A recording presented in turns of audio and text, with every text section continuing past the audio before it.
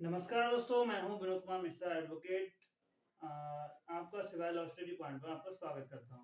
पिछले सेशन में मैंने एविडेंस एक्ट में आपको धारा 33 से लेकर धारा 38 तक मैंने आपको करवाया था। 33 में मैंने बताया था ऐसे साक्ष्यों के बयान यदि किसी पूर्व अधिकारी ने पूर्व में कार्रवाइयों में रिकॉर्ड किए गए हैं तो उसके पश्चातवर्ती कार्रवाइयों में कब रिलीवेंट माने जाएंगे। इसमें कंडीशन बताई थी कि ऐसे साक्ष्यों के बयान यदि वह साक्षी मर गया है या जो मिल नहीं सकता, जो साक्ष्य देने में असमर्थ हो गया है, या फिर ऐसे साक्षी की उपस्थिति अत्यधिक विलंब और वैश्य होगी जिस कारण उसके मामले में आवश्यक नहीं है, तो ऐसे साक्षियों के बयान जो थे वो धारा 33 में सुसंगत माने गए थे।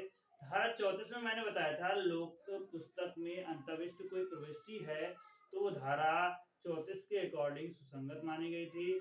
धारा 35 में मैंने बताया था कर्तव्य पालन में यदि कोई लोक दस्तावेज में अंतर्विष्ट की गई है तो वो धारा 35 में सुसंगत मानी जाएगी। 36 में मैंने बताया था मानचित्र या रेखांचित्र में कोई कथन अंतर्विष्ट है तो धारा 36 में 36 में सुसंगत मानी जाएगी।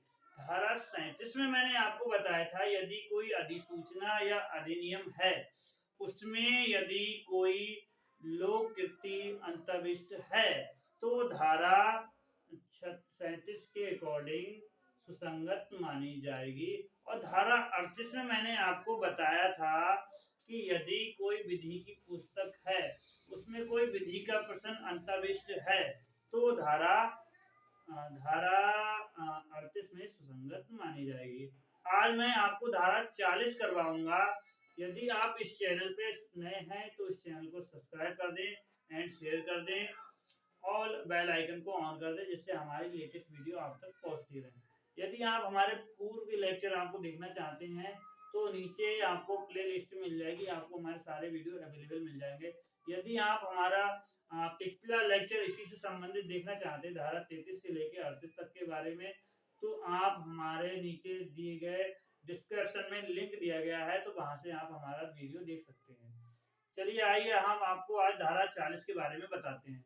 धारा 40 में बताया गया है कि यदि कोई निर्णय पूर्ववर्ती किसी बाद में निर्णय कर दिया गया है तो वो पश्चातवर्ती कार्रवाई में कब सुसंगत माना जाएगा। इसमें धारा 40 के बारे में बताई गई है। ये जो धारा 40 है वो कहीं ना कहीं सीपीसी के धारा जो 11 है उससे लगभग समान है।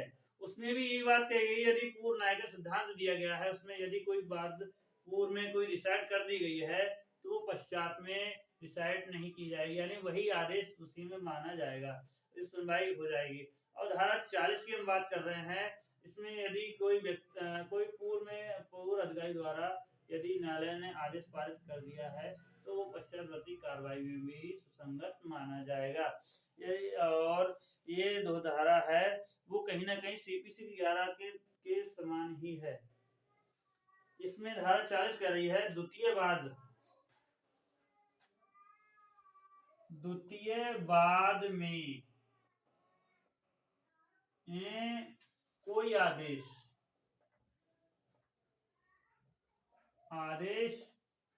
सुसंगत माना जाएगा कब, ये मैं बता रहा हूं। द्वितीय बाद है उसमें कोई आदेश कब सुसंगत माना जाएगा, यदि कोई आदेश पूर्ववर्ती यानी पहले के पूर्ववर्ती के बाद में कोई आदेश हो गया है। धारा 40 जो कह रही है द्वितीय बाद का में कोई आदेश सुसंगत कब माना जाएगा, इसमें ये बात और भी कही गई है कि पूर्ववर्ती बाद में कोई आदेश पारित किया गया है तो वो द्वितीय बाद में भी सुसंगत माना जाएगा। पूर्ववर्ती बाद में कोई आदेश पारित किया गया है तो वह द्वितीय बाद में सुसंगत माना जाएगा। ये धारा कहीं ना कहीं देखा जाए तो धारा 11 सीपीसी 11 सीपीसी पे के समान ही है। 11 सीपीसी मान लो कोई आदेश हो गया पूर्व में सेम पक्ष या सेम पार्टी के अधीन यदि कोई आदेश हो गया है और किसी दूसरे पक्ष ने उसमें उसी से संबंधित मुकदमा ले आया, तो उसको रोकने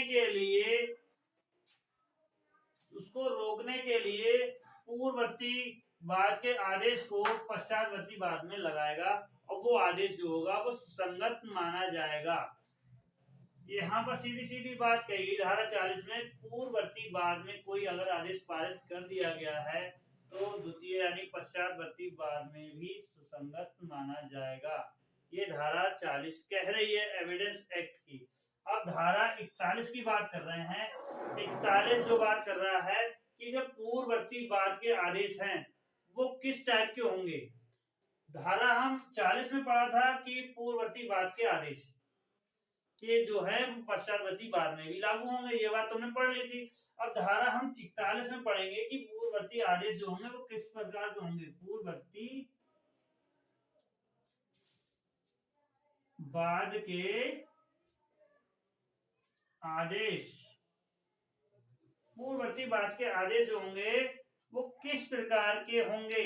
यहाँ पर पहली बात करी गई है सर्वबंदी आदेश, दूसरा है व्यक्तिबंदी आदेश। व्यक्तिबंदी आदेश, ये 41 में दो तरीके के आदेश की बात हो रही है, सर्वबंदी आदेश और व्यक्तिबंदी आदेश।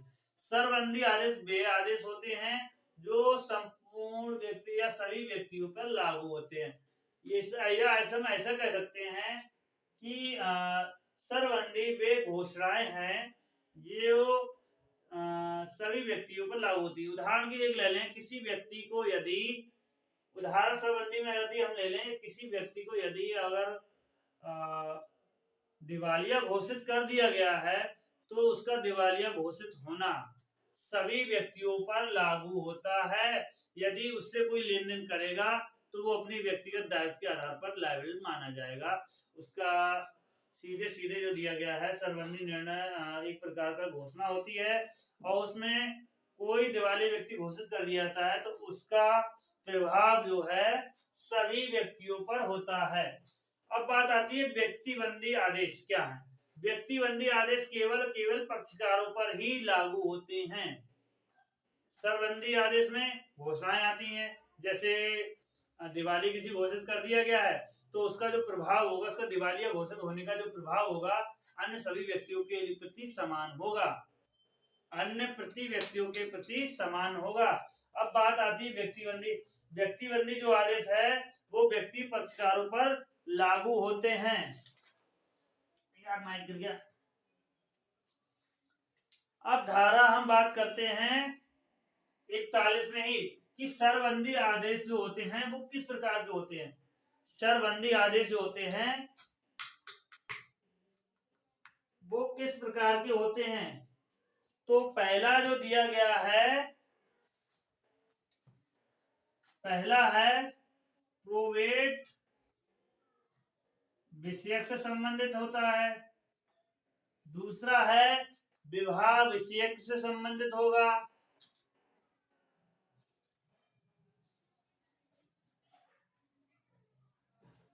तीसरा है नवाधिकार से संबंधित होगा,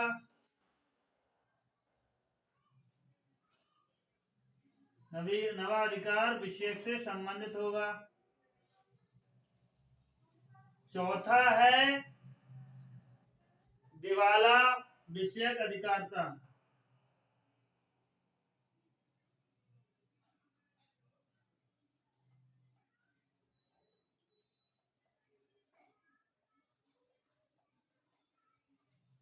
ये वो विषय हैं जो सर्वबंदी आदेश को वर्णित करते हैं। प्रोवेट विषय क्या है इसको हम समझ लें। प्रोवेट विषय में बताया गया है हिंदू अधिकार भारतीय उत्तराधिकार अधिनियम में किसी व्यक्ति को बिल को सही प्रमाणित करना या दस्तावेज द्वारा उसकी बिल व्यक्त करने की अधिकारिता से संबंधित है। ये जो प्रोवेट विषय है बिल से संबंधित है।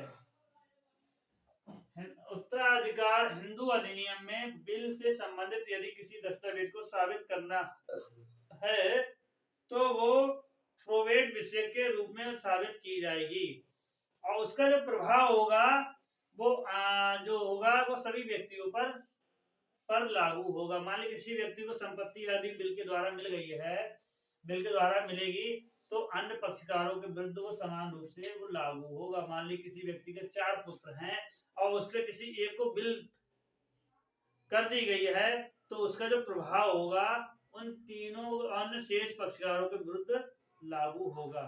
यानी जो मालिक जो माना जाएगा वो जिसके पक्ष में बिल करी गई है वही माना जाएगा और उसको साबित मान लिया जाएगा। विवाह विषय यदि कोई विवाहित है तो वो सभी व्यक्तियों के समक्ष जो है विवाहित माना जाएगा, ना कि कोई कुंवारा करेगा। कोई कहेगा तो देख ले जो शादीशुदा हैं वो हमेशा शादीशुदा ही माने जाएंगे। सभी व्यक्तियों के समक्ष उसका जो प्रभाव होगा सभी व्यक्तियों के समक्ष यही रहेगा कि हाँ वो विवाहित है। अब बात आती है दिवाला विषय। दिवाला विषय को मैं पहले बता चुका हूँ। यदि दिवाला विषय किसी व्यक्ति को दिवालिया घोषित कर देता है तो उसको क्या करती है, उसका जो प्रभाव होगा सभी व्यक्तियों पर समान होगा। यदि कोई नया अधिकार यदि उत्पन्न हुआ है तो वह अधिकार जो है सभी व्यक्तियों के विरुद्ध लागू होगा। अब हम बात करते हैं धारा 42 में, सेक्शन 42 की बात करते हैं। सेक्शन 42 में बताया गया उन निर्णयों आदेश की डिग्रियां सुसंगत मानी जाएंगी जो लोक प्रकृति की हैं। धारा 42 में बात करी गई है, इसमें ऐसे आदेश और डिग्रियां आएंगी जो लोक प्रकृति से संबंधित हैं। अब ये लोक प्रकृति क्या है इसके बारे में मैं आपको समझाता हूं विस्तृत से। धारा हम 42 की बात कर रहे हैं, इसमें ऐसे आदेश ऑब्लिक डिक्रियां आएंगी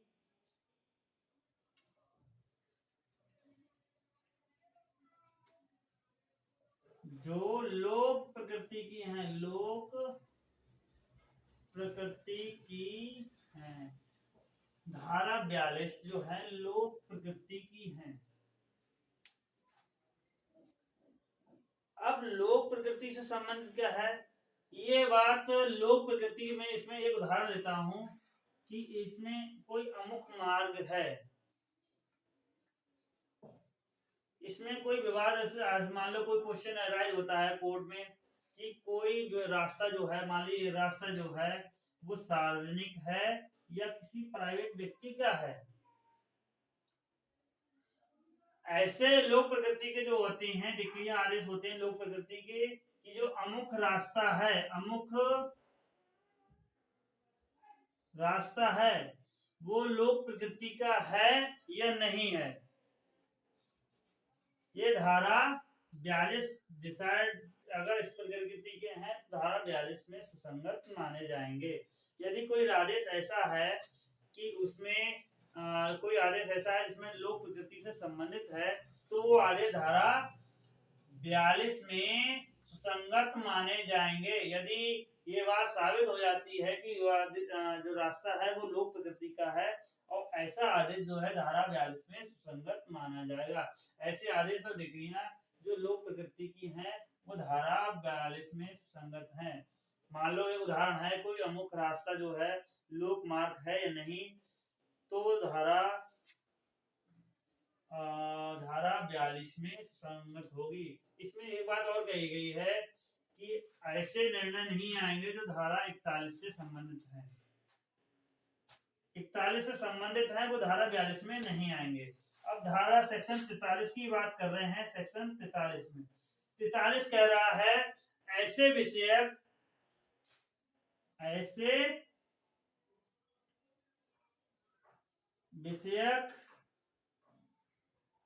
जो 41,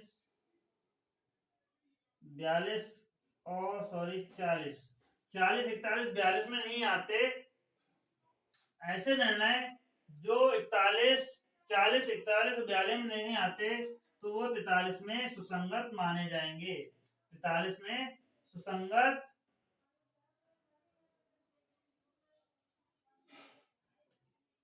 माने जाएंगे।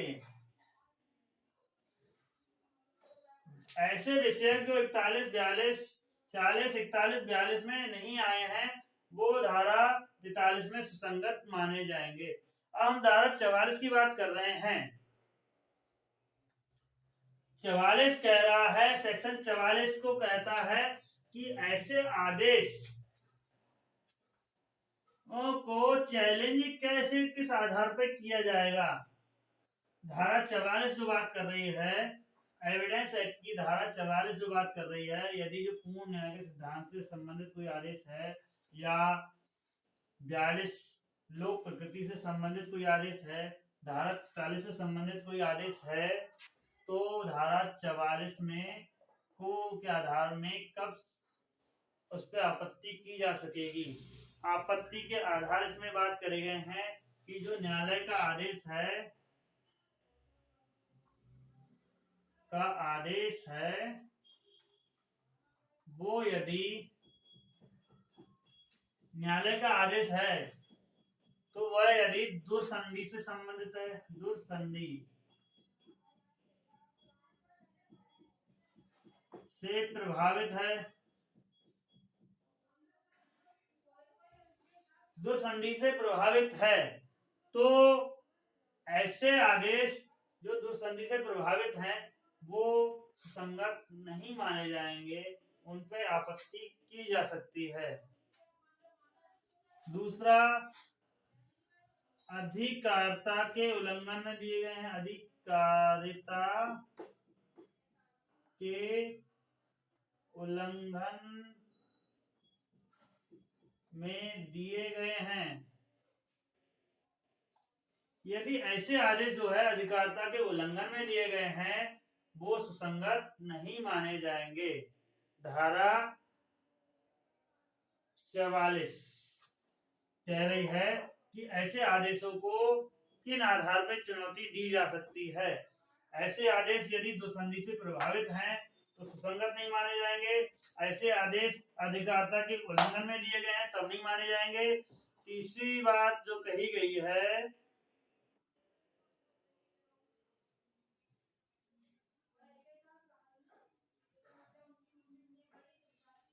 ऐसे आदेश जो है कपट पूर्वक प्राप्त किए गए, कपट पूर्वक प्राप्त किए गए हैं। धारा 44 कह रही है धारा 41, 42, 43 के अधीन दिए गए आदेश को